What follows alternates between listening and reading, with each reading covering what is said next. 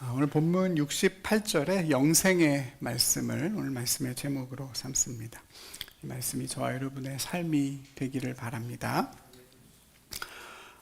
내가 하늘에서 내려온 떡이다 하신 예수님 말씀에 수군거렸던 유대인들이 예수님께서 주실 떡이 다름이 아니라 예수님의 살이라는 말씀에는 서로 다투기 시작했습니다.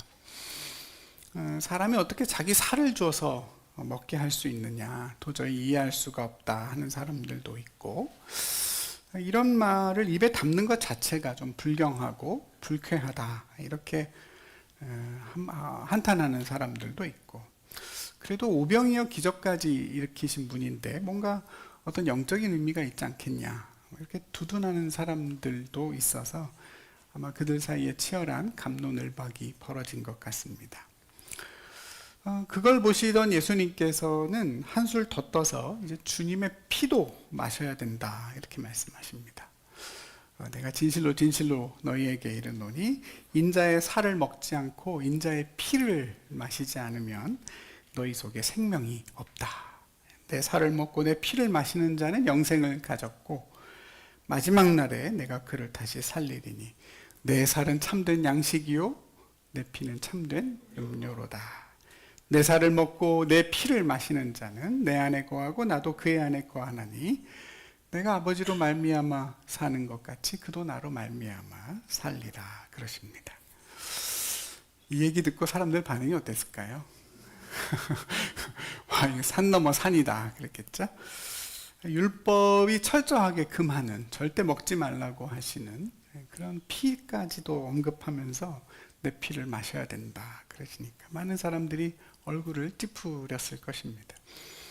오늘 이 얘기는 가버나움에 있는 한 회당에서 하신 말씀이라 이렇게 59절에 나오는데요. 경건하고 엄숙한 회당과 전혀 어울리지 않는 얘기여서 아마 대부분의 사람들이 혀를 차고 회당을 나갔을 것입니다. 그렇게 점점 주님 곁에 머물러 있는 사람들이 줄어들어갑니다. 오병이어 기적의 현장에 있었던 수많은 인파에서 예수님을 억지로 임금 삼기 위해 배를 타고 갈릴리 건너편으로 쫓아온 사람들로 줄어들고, 거기서 다시 이제 가버나움 회당 안까지 따라와서 주님 말씀에 귀를 기울이던 사람들로 더 줄고, 이젠 예수님의 제자라고 불릴 만한 사람들 위주로만 남아 있게 됐습니다. 그렇지만 대부분의 제자들도 비슷한 반응입니다. 오늘 말씀에 보니까 이 말씀이 이렇게 어려우니 도대체 누가 알아들을 수 있겠냐 이렇게 수군거렸다고 합니다. 그걸 아신 예수님께서 말씀하시죠. 이 말이 너희에게 걸림이 되느냐, 요즘 말로 말하면 마음이 긁히느냐, 이건 너희가 여전히 내 말을 육의 차원에서만 듣고 있기 때문이다.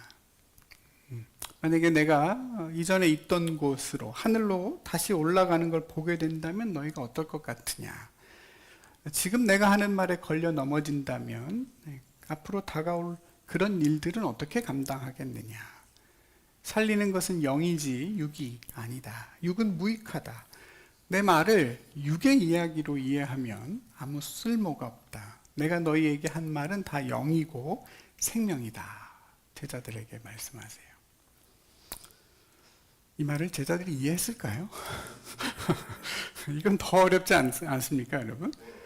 갈수록 더 어려워요. 조금 전에 예수님의 살과 피를 마셔야 영생을 얻는다 그러셨는데, 이제는 육은 무익하고 영이 살린다 그러세요. 지금까지 예수님이 하신 말씀을 육적으로 듣지 말고 영으로 들어라 이렇게 하시는 말씀인 것 같긴 한데 도대체 어떻게 하라는 얘기인지. 예수님이 하늘에서 내려온 떡이라더니 그 떡이 다시 하늘로 올라가면 어떻겠느냐 그러시면 그때 가서는 무슨 떡을 또 먹어야 되는지 제자들로서는 그냥 막막하기만 한 상황입니다. 그래서인지 몰라도 이쯤 되니까 예수님께서 이렇게 계속 말씀을 이어가시는 목적을, 의도를 조금은 알 것도 같습니다. 어떻게 보면 예수님께서는 지금 어떤 어려운 말씀을 하나하나 풀어서 쉽게 설명해 주시는 게 아니라 오히려 점점 더 깊은 신비와 또 혼란 속으로 일부러 제자들을 이끌어 가십니다. 정말로 육으로는, 이성적으로는, 인간의 지혜로는 받아들이기 어려운 오직 성령의 도우심이 필요한 그런 차원의 말씀을 통해서 계속해서 제자들을 도전하시고 또 그러면서 제자들을 체질하시는, 다시 말하면 제자들을 점점 더 조금씩 가려내시는 것 같은 그런 느낌마저 들게 됩니다.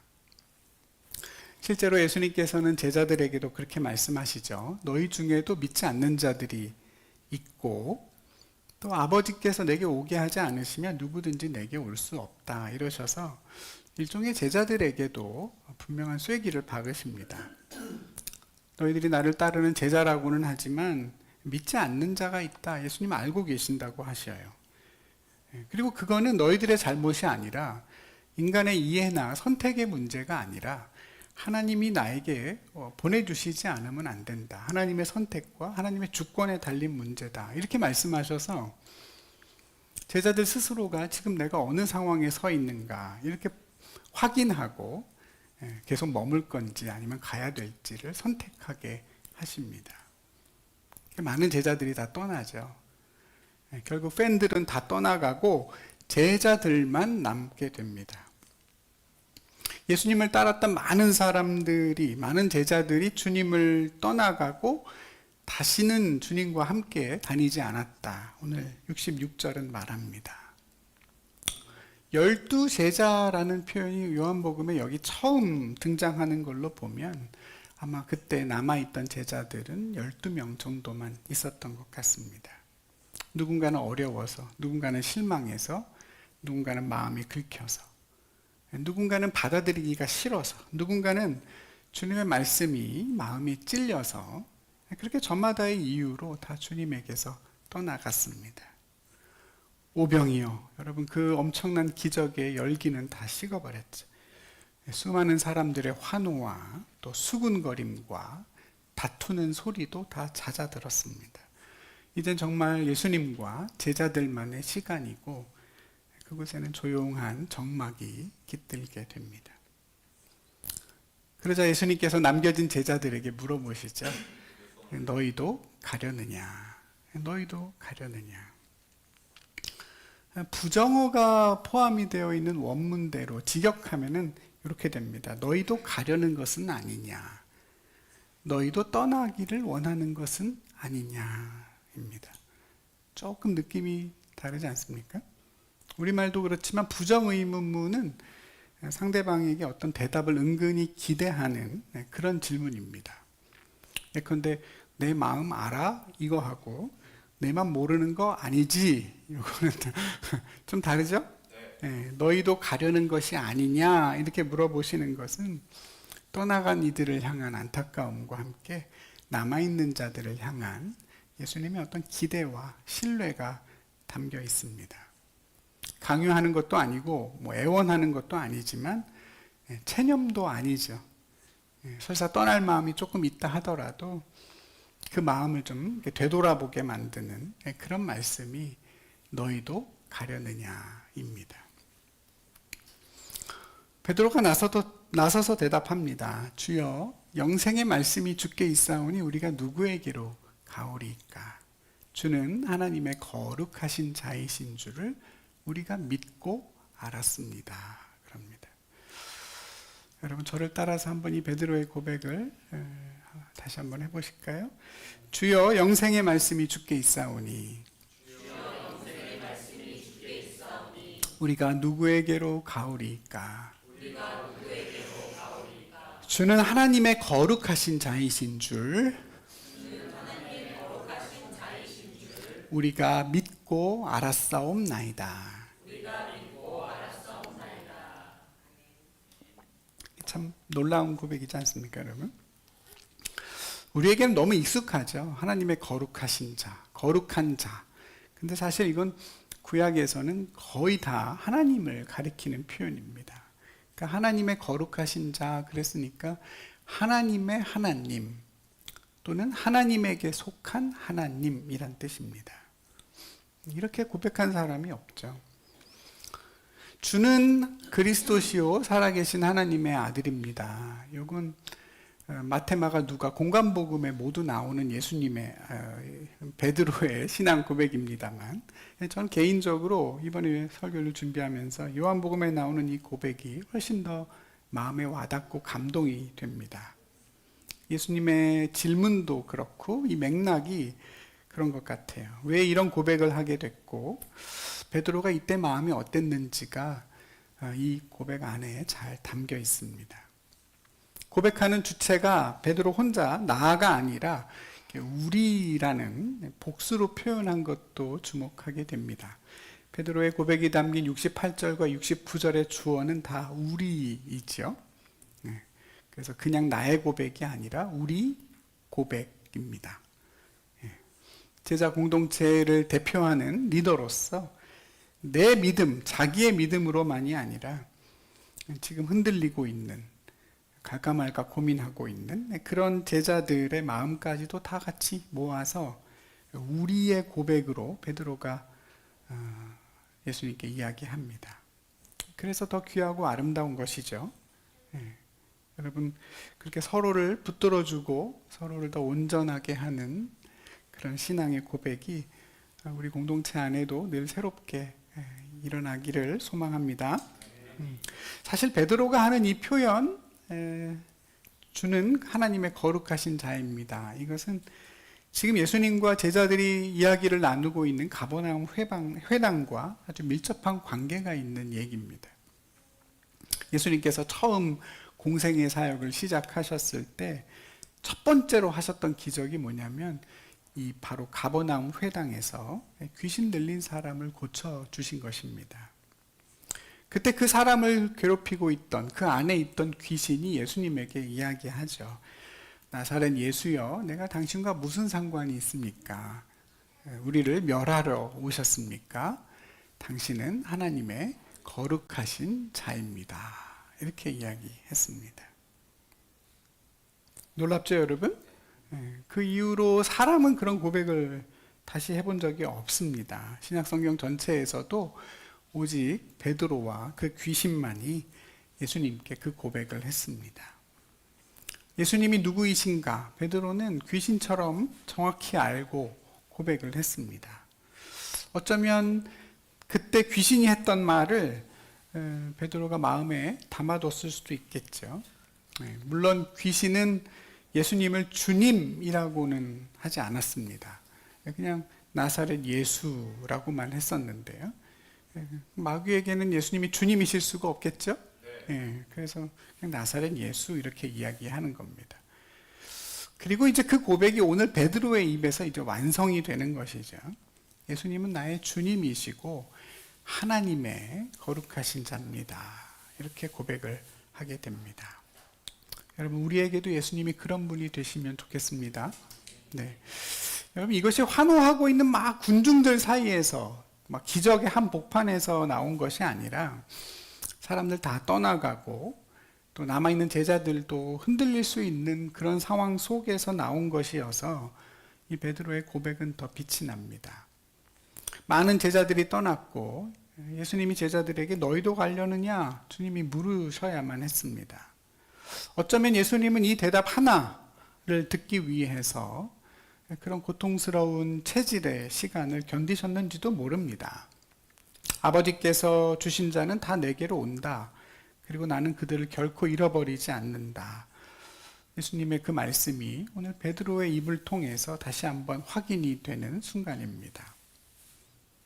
베드로의 이 고백이 너무나 중요하고 또 감동적인 이유는 여러분, 베드로는 우리가 주님이 하나님의 거룩하신 자이신 줄을 믿고 알았다라고 말하기 때문입니다.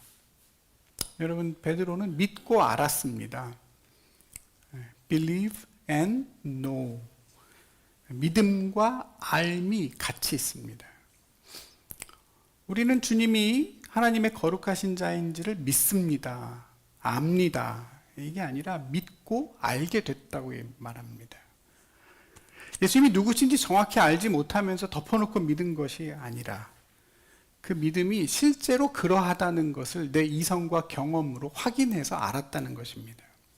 반대로 머리로만 예수님이 누구인지를 이해한 것이 아니라 그 이해가 내 가슴으로 내려와서 정말 예수님이 나의 주님이라는 사실을 인격적으로 신뢰하고 받아들이게 된 것입니다.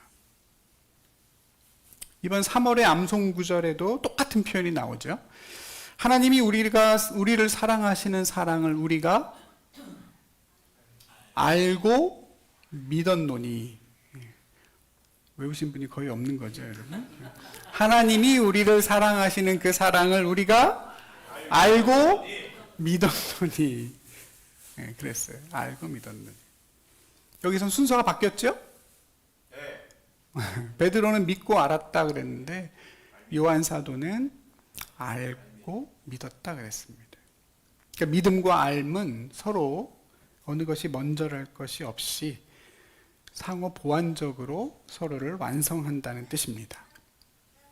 잘 이해되지 않아도 주님을 신뢰하고 주님 곁에 머무르면 주님을 더 깊이 알게 되겠죠. 믿음이라는 것은 어디서 하늘에서 뚝 떨어지는 것이라기보다는 하나님이 어떤 분이신지를 알고 배울 때 하나님에 대한 암과 함께, 지식과 함께 그 믿음도 자란다는 것입니다. 사랑하는 우리 성도 여러분, 믿음과 지식은 결코 모순적이거나 배타적이거나 또 서로 분리되는 것이 아닙니다. 내 믿음이 늘 그 자리에 있는 것 같고 내 믿음이 잘 자라지 않는 것 같다고 여겨지는 때가 오면 하나님에 대해서 더 알고자 해야 합니다. 성경을 더 가까이 해야 하고 하나님이 어떤 분이신지 어떤 코스나 과정을 들으면서 배워야 합니다. 모르기 때문에 믿음이 안 생기는 것입니다. 반대로 내가 알기는 정말 많이 배웠는데 믿음이 잘 생기지 않는다면 그 아는 것만큼을 실제 삶으로 살아내 보려고 노력해야 됩니다. 내가 알고 있는 그 하나님에게 실제로 기도도 해보고 또 그분을 의지해서 살아보기도 하고 또 그분의 말씀에 내 삶을 맡겨보기도 해야 됩니다. 그 지식이 내 가슴으로 내려와 믿음이 되는 데까지는 그런 체험의 과정이 반드시 필요하기 때문입니다. 하나님은 알고 믿는 존재이고 믿고 아는 존재입니다. 사람의 관계도 여러분 그렇죠. 어떤 사람에 대해서 우리는 다 알지 못하지만 그 사람에 대해서 가지고 있는 신뢰를 바탕으로 시간을 함께 보내다 보면 그 사람을 더 온전히 알게 되고 또 알면 알아갈수록 더 신뢰가 쌓이게 됩니다. 물론 사람은 더 많이 알면 알수록 믿음을 잃어버리게 되는 경우도 있게 됩니다만 하나님은 다르시죠. 알면 알수록 더 신뢰하게 되고 의지하면 할수록 더 그분을 알게 되는 분, 그분이 바로 저와 여러분의 주님이 되십니다. 너희가 믿음에 있는가 너희 자신을 시험하고 너희 자신을 확증해 보라고 바울 사도가 그랬습니다. 너희가 믿음이 있는지 스스로 시험해 보고 너희 자신을 확증해 봐라. 어디까지 확증해 봐야 되느냐 그랬더니 그 뒤에 이렇게 말합니다. 예수 그리스도께서 너희 안에 계신 줄 너희가 스스로 알 때까지라고 합니다. 예수님이 정말 내 안에 계신 줄을 스스로 알게 될 때까지 너희 마음을, 너희 믿음을 시험하고 확증해 보랍니다. 오늘 예수님도 똑같은 말씀을 하셨죠. 내 살을 먹고 내 피를 마시는 자는 내 안에 거하고 나도 그 안에 거한다 그러십니다. 어떻습니까, 여러분? 주님이 여러분 안에 또 여러분이 주님 안에 있는 것이 스스로 알아지는 때까지 여러분 믿음을 갖고 계십니까? 정말 그게 믿어지십니까? 내가 주님 안에 있는데 주님이 또 내 안에 계시는 그 진리가 여러분 어떻게 이해가 되시는지요? 어떻게 내가 주님 안에 있는데 다시 주님이 내 안에 있죠? 하나님, 제가 이게 뭐 어떻게 되는 거예요? 저도 여쭤보다가 생각난 비유가 포도나무 비유입니다. 가지는 나무에 붙어 있으므로 나무 안에 있습니다. 그렇죠? 네, 가지는 나무 안에, 나무에게 붙어 있으므로 나무 안에 있다고 말할 수 있고, 동시에 나무의 수액과 또 나무의 진액이 그 가지 안으로 들어가서 그 안에 나무가 있습니다. 저와 여러분 안에도 지금 여전히 예수님의 말씀과 성령이 우리 안에 거하고 계시죠. 그리고 우리가 주님께 붙어 있음으로 인해서 주님이 우리 안에 계십니다. 그리고 우리가 주님의 말씀에 순종하면, 오늘 아까 말씀에도 주님의 사랑 안에 거하면 나도 너희 안에 거하고 너희가 내 안에 거한다고 하십니다. 이해하기 쉽지는 않지만 주님이 내 안에, 또 내가 주님 안에 있다는 사실을 그냥 머리로만 이해하는 것이 아니라 내가 정말 우리 실제 삶에서 그렇게 누리며 살아가고 있는가, 참 중요한 문제입니다. 사랑하는 우리 성도 여러분, 주님을 더 알아가십시오. 그러면 더 믿게 될 겁니다. 여러분, 더 주님을 신뢰하고 의지하시기 바랍니다. 그러면 주님을 더 알게 되실 겁니다. 무엇보다 주님께 더 붙어 있기를 힘쓰시기를 바랍니다. 그래서 저와 여러분 모두가 주님이 내 안에, 내가 주님 안에 있다는 사실을 더 온전히 누리며 살아가게 되기를 축복합니다. 사실 오늘 베드로는 주님의 말씀을 다 이해하고 다 알아서 오늘 이 고백을 한 것은 아닙니다. 오늘 우리가 읽은 이 말씀은 여러분 어렵게 느껴지실 텐데요. 저도 되게 어렵습니다. 평소보다 설교 준비하는데 훨씬 더 많이 힘들었습니다. 그 원고를 정리할 때 보통 제가 한 9페이지를 쓰는데, 그 9페이지를 다 쓰고 나면 원래 원고에 담으려고 했다가 버리게 되는 이른바 짜투리 문서들이 대략 한 20, 30페이지가 나옵니다. 다 버리고 이제 9페이지가 나오죠. 근데 이번 주에는 한 50페이지가 나왔어요. 너무나 많은 분량들을 저도 이해를 해야 되고 설명하고 싶어서 막 써내려간 본문입니다. 제가 그걸 다 하면서 그런 생각을 했습니다. 베드로 절대 이해 못했을 거다. 예수님 말씀을 이 상황에서 지금 그 순간에 그걸 다 이해했을까? 전혀 그렇지 않죠. 예수님께서 지금까지 단 한 번도 제자들에게 예수님의 죽음에 대해 설명하신 적이 없습니다.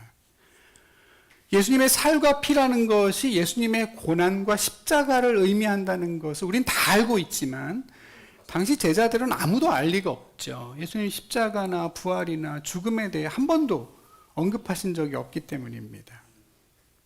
인자의 살과 피 할 때 인자라는 말은 구약에서 고난당하는 하나님의 종을 가리키는 대표적인 표현입니다. 이건 누가 봐도 인자의 살과 피 그러면 지금 와서는 이거는 예수님의 죽음과 고난에 대한 얘기구나. 그것을 내 삶으로 받아들이고 예수님의 십자가에서 일어난 그 사건을 나에게 주시는 하나님의 은총의 사건으로 받아들이라는 뜻이구나. 지금 우린 다 이해하지만 그때 그 자리에서 예수님 말씀을 듣던 사람 중에 단 한 사람도 근처에도 가지 못했을 것입니다. 아마 예수님께서도 솔직히 이해할 거라고 기대하지 않으셨을 거예요. 아직 그것들을 이해할 수 있도록 도와주시는 성령 하나님도 임하기 전이었기 때문입니다.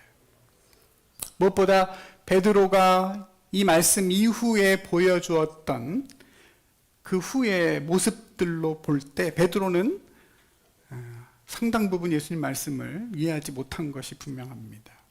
예수님께서 나중에 제자들에게 내가 고난을 당하여 죽음을 당하고 사흘 만에 부활할 것에 대해 말씀하셨을 때 그때 베드로가 뭐라고 항변했습니까? 주여 그리 마옵소서, 그 일이 결코 주님께 일어나지 않을 것입니다. 그렇지 않았습니까? 그럼 베드로를 예수님 뭐라고 부르셨어요? 사탄아 내 뒤로 물러가라. 너는 나를 걸려 넘어지게 하는 자다. 오늘 예수님 말씀이 걸리냐 그랬는데 너가 나를 걸리게 한다. 오늘 예수님이 제자들에게 너희 중에 하나는 마귀다 그러셨잖아요. 그러니 그때 사탄아 물러가라 그랬을 때 베드로가 마음이 어땠을까요? 나구나. 난가가 아니죠. 나구나. 여러분 그렇게 생각 안 되세요? 그렇잖아요. 사탄아 물러가라 그랬잖아요. 그렇게 온전하지 않은 베드로가, 예수님에 대한 지식과 믿음이 부족했던 베드로가 예수님을 떠나지 않겠다고 말할 수 있었던 이유가 뭘까요? 68절에서 베드로가 그렇게 대답하죠. 주여, 영생의 말씀이 주께 있사오니 우리가 누구에게로 가오리이까? 뭐가 예수님께 있기 때문이라고요? 영생의 말씀이 예수님께 있기 때문에 우리는 아무 데도 못 갑니다. 영원한 생명을 주시는 말씀이 당신에게 있습니다. 다른 건 모르겠지만 예수님의 입에서 나오는 말씀이 우리를 영원히 살게 하는 생명의 양식이 된다는 사실은 우리가 적어도 알았고 믿었습니다. 그래서 우리는 예수님을 떠날 수가 없습니다. 고백한 겁니다. 지금까지 했던 얘기들을 쭉 듣고 베드로가 나름 한 문장으로 정리한 거예요. 근데 나름 잘 이해하고 있는 것 같지 않습니까? 예수님께서 수많은 말씀을 하셨고 또 그 내용들이 점점 더 어려워졌지만 그럼에도 불구하고 베드로는 그 많은 예수님의 얘기 중에서 놓치지 않아야 할 핵심을 붙잡았습니다. 영생의 말씀이 예수님께 있습니다. 지금 이 상황에서는, 지금 제자들의 모습 속에서는 그거면 충분한 거죠. 제가 시험 삼아 재미나에게 한번 물어봤어요. 오늘 본문을 쫙 주고 이 본문 중에서 제일 중요한 명사 2개만 골라봐라 그랬더니 말씀과 생명입니다. 답을 하더라고요.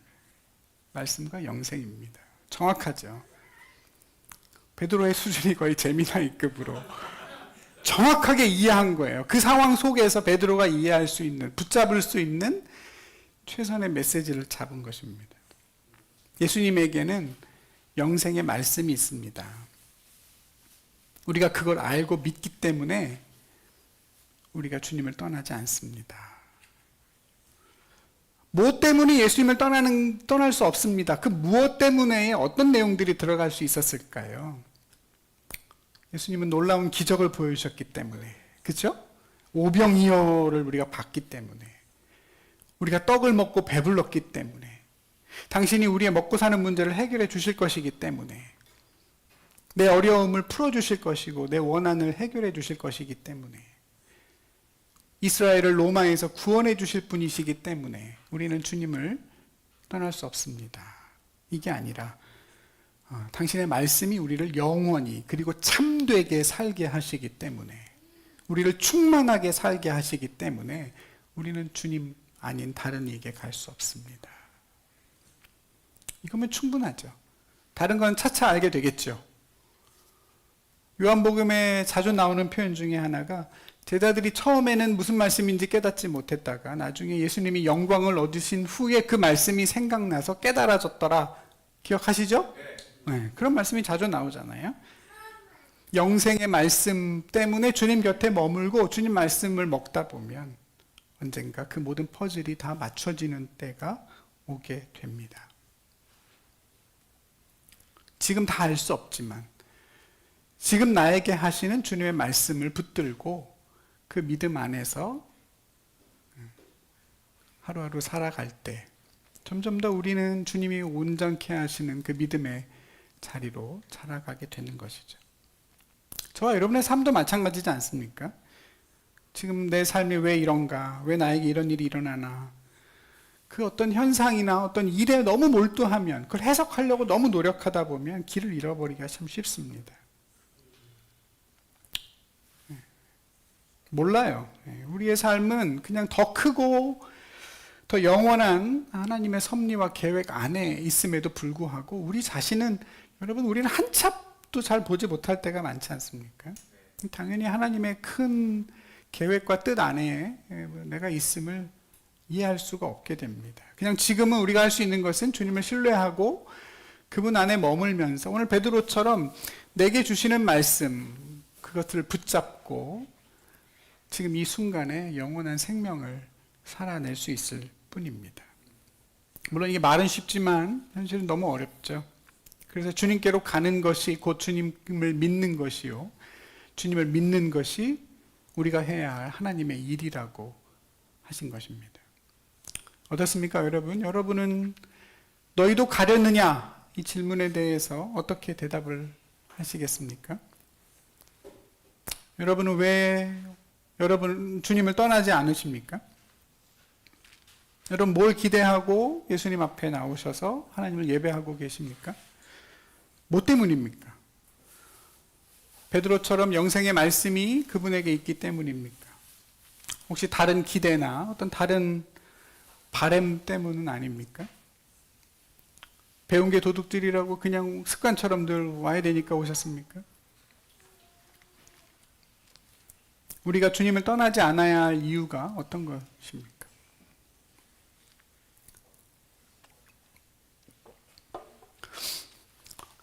제 개인적인 이야기 조금 하는 걸 여러분 이해해 주시기를 바랍니다. 얼마 전에 저희 어머니가 돌아가시고 전 요즘에 이제 상속에 관한 여러 가지 행정적인 절차를 받고 있습니다. 결론부터 말씀드리면 저희 어머니가 남겨주신 유산에는 재산보다 빚이 더 많습니다. 그래서 결국 한정 승인이라는 것을 하게 됐습니다.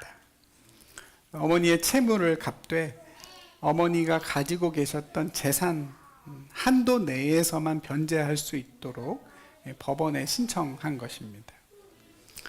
아예 상속 안 받으랍니다. 상속을 포기해 버릴 수도 있지만 그렇게 되면 제 다음 차례 상속의 순서가 있는 사람에게로 그 빚이 넘어가게 돼서 아무 상관이 없는 사돈의 팔촌이 괜히 그 빚을 떠안게 되기 때문에 보통 이제 빚이 재산보다 많은 경우에는 이렇게 한정 승인을 신청하게 됩니다. 근데 사실 한정 승인을 신청하게 된 것이 이번이 저에게 처음은 아닙니다. 12년 전에 저희 아버님이 돌아가실 때도 같은 이유로 한정 승인을 해야 됐습니다. 하시던 일들이나 또 식당 뭐 이런 것들이 잘 안 돼서 빚이 재산보다 훨씬 더 많으셨고 그렇게 한정 승인으로 아버지의 빚과 재산을 다 정리하신 어머니는 그 이후로 기초 생활수급자로 쭉 살아오셨습니다. 그때도 그렇고 이번에도 그렇고 한정 승인을 하면서 필요한 여러 서류를 준비하고 이렇게 처리하면서 전 여러 가지 생각이 들었습니다. 과연 예수를 믿고 산다는 게 뭔가? 그 믿음으로 이 땅에서 뭘 얻고 사는 것인가? 또 무엇을 남기고 가는 것인가? 예수를 믿는다면 무슨 인생을 살게 되나? 다시 한번 고민하게 됐습니다. 저희 아버님도 그렇고 저희 어머니도 그렇고 일평생 주님과 교회에 헌신하며 사셨습니다. 별로 넉넉하지 않은 형편에도 삶의 모든 우선순위를 교회와 신앙에 두고 살았습니다. 개척교회를 섬기다가 교회에 처음 이제 장로가 되신 분이 저희 아버님이셨는데요. 장로가 되고 얼마 안 있다가 교회가 건축을 했고 저희 살던 집을 줄였습니다. 목사님 차를 사드려야 된다고 그러시면서 아버지는 거의 일평생 자전거만 타고 다니셨습니다. 집에서 자는 날보다 교회에서 주무시는 날이 훨씬 더 많았고 교회 일 때문에 생업을 쉬실 때도 비일비재했습니다. 교회에 무슨 일이 있다고 그러면 우리 장로님 장사 접는 거랑 비슷합니다. 10의 1로는 부족하다고 하시면서 10의 2, 10의 3을 드릴 때도 많았습니다. 그렇지만 여러분 삶은 늘 고단했습니다. 배움이 짧아서 고생도 많이 하셨고 세상적으로도 어려운 일을 참 많이 겪었습니다. 자녀들에게 물려줄 것이 재산보다 빚이 더 많았으니까 짐작이 가시겠죠. 무엇보다 두 분 다 너무 일찍 돌아가셨습니다. 제일 막내이셨던 아버지도 형제들보다 먼저 돌아가셨고 6남매 중에 셋째인 저희 어머니도 이번에 제일 먼저 돌아가셔서 형제분들이 제일 많이 우셨습니다. 그런 삶이어도 하나님으로 인해서 행복했는가? 하나님의 생명을 풍성히 누리면서 이 땅에서 사셨는가? 그래도 항상 이만큼 견디면 잘 견딘 거지. 훌륭하다. 그런 삶이어도 하나님 앞에 행복하고 하나님의 생명을 풍성히 누리며 사셨는가? 제가 두 분께 자세히는 못 여쭤봤습니다. 이렇게 힘들게 살다가 돌아가실 것을 아셨다고 해도 그 젊은 날에 그렇게 하나님께 헌신하며 사셨을 것인지, 후회는 없으신지 차마 어머니께도 물어보지를 못했습니다. 대신에 그 질문을 저 자신에게 던져보게 됩니다. 뭐 때문에 예수를 믿고 있고 목사가 돼서 살아가고 있는지, 주님에게 뭐가 있길래, 뭘 기대하기에 여전히 예수님을 따르고 있는지, 너희도 가려느냐? 그 주님의 질문 앞에 과연 난 뭐라고 대답할 수 있을지 생각해 봅니다. 여러분은 어떠신지요? 왜 예수님을 믿고 있고 왜 주님을 떠나지 못하십니까? 베드로와 같은 대답입니까? 주님께 영생의 말씀이 있고 그러니 우리가 누구에게로 가겠습니까? 예수님이 하나님의 거룩하신 자이신 줄을 우리가 믿고 알았습니다. 여러분도 같은 고백이신지요? 삶이 좀 더 힘들어지고 기적이나 축복이 일어나지 않아도 영생의 말씀이 주님께 있으니 그 생명을 풍성히 누리며 살면 되니 나는 주님으로 충분합니다. 고백하실 수 있겠습니까? 사랑하는 우리 성도 여러분, 우리의 신앙은 결국 십자가의 주님을 믿음으로, 그분의 살과 피를 먹음으로 영원한 생명에 이르고, 그분의 말씀을 먹음으로 날마다 그 생명을 누리며 사는 것임을 여러분 모두가 알게 되고 또 믿게 되기를 소망합니다. 다른 게 복이 아니라 주님께 가까이 하는 그것이 복이고, 가서 예수님의 말씀을 먹고 그 말씀대로 살아내는 그것이 복임을, 우리 삶에 어떤 기적이 하나도 없어도 주님 말씀 안에 거하고 살아가는 그 매일매일의 삶이 기적임을 저와 여러분 모두가 알고 믿게 되기를 축복합니다. 오늘 예수님께서는 제자들에게 너희 중 하나가 마귀다 마지막에 말씀하셨는데요. 아까 말씀드린 것처럼 그 말씀을 들은 제자들의 마음이 어땠을까? 요한복음을 기록할 나중이 돼서야 그게 가룟 유다인 걸 알게 됐지만 당시엔 아무도 몰랐죠. 너희 중에 12 중에 하나가 마귀다 그러셨으니 다들 너무나 두렵고 당황스러웠겠죠. 심지어 베드로는 나중에 사탄이다 그랬으니 너무나 두려운 얘기고, 나중에 가서 예수님을 3번이나 부인하고 저주했으니 정말 내가 사탄 아닌가, 얼마나 두렵고 그랬을까요? 베드로만이 아니죠, 여러분. 제자들도 그랬습니다. 다 예수님 버리고 떠나면서 혹시 내가 그 마귀는 아닐까 생각하지 않았을까요? 그럼에도 불구하고 베드로와 제자들이 잘한 것은 끝까지 주님에게서 떨어지지 않고 주님을 신뢰하고 주님과 함께 있었던 것입니다. 끊임없이 예수님께로 나아가서 자신의 믿음을 예수님께 고백한 것이죠. 너희가 가려느냐? 주님 물으실 때 주님 우리가 어디로 가겠습니까? 영생의 말씀이 주님께 있고 주님은 하나님의 거룩하신 자이신 것을 내가 알고 믿었습니다.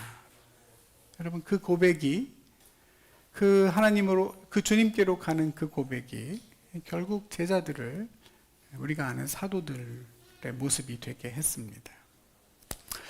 사랑하는 우리 성도 여러분, 믿음이란 어떤 순간에도 주님께로 가는 것입니다. 그리고 영생의 말씀 안에 머무는 것입니다. 내가 한없이 부족해 보이고 모자라 보이고 심지어 마귀처럼 내가 마귀구나 생각될 때에도 여러분 우리는 주님께로 가서 주님의 말씀을 먹고 누리는 일을 멈추지 말아야 합니다. 내가 뭐든 잘할 수 있을 것 같고 내게 믿음이 있는 것 같다고 느껴질 때에도 내가 충분히 이런 일들은 감당할 수 있을 것처럼 생각될 때에도 다시 우린 주님께로 가서 영생의 말씀을 먹어야 합니다. 여러분, 아침에 눈을 떠서 일을 시작할 때나 하루를 마무리할 때 주님의 말씀을 좀 잡수시고 주님께로 가까이 가서 여러분의 믿음을 고백하시기를 바랍니다. 50분, 1시간, 몇십 분 이런 게 아니라 잠깐이라도 주님의 말씀을 먹고 주님께 여러분의 신앙을 고백하십시오. 다른 게 신앙이 아닙니다. 다른 걸로 우리가 하나님의 일을 하는 것이 아니라 그 작은, 그 별건 아닌 주님께로 가고 고백하는 그것이 우리의 신앙의 사실은 전부입니다. 말씀을 밥처럼 드십시오, 여러분. 주님은 떡이라고 밥이라고 하시지 않습니까? 힘들 때만 말씀을 먹지 말고, 하나님의 말씀이 무슨 수액도 아니고 진통제도 아닌데 힘들고 어려울 때만 찾지 말고 그냥 끼니처럼 밥처럼 드시고 그 밥심으로 살아가십시오. 저희 교회 홈페이지를 새로 만들면서 그 홈페이지 메인 화면에 우주 집사님께서 아주 멋진 문구를 하나 만들어 주셨는데요. 혹시 보셨습니까, 여러분? 우리 교회 홈페이지인데 뭐라고 써 있습니까, 거기?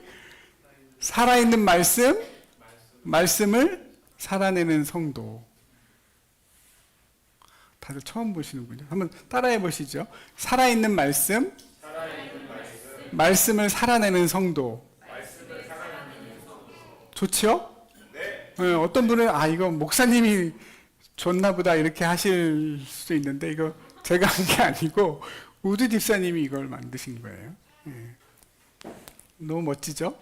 네. 정말 그랬으면 좋겠습니다. 영생의 말씀이 늘 우리 교회 가운데 살아있길 바라고 저와 여러분이 그 말씀을 살아내서 이 땅에서도 그 영생의 말씀을 풍성히 누리고 정말 영원히 참되게 사는 그 삶을 우리 모두 꼭 이 땅에서 누리시기를 주님의 이름으로 간절히 축복합니다. 기도하겠습니다.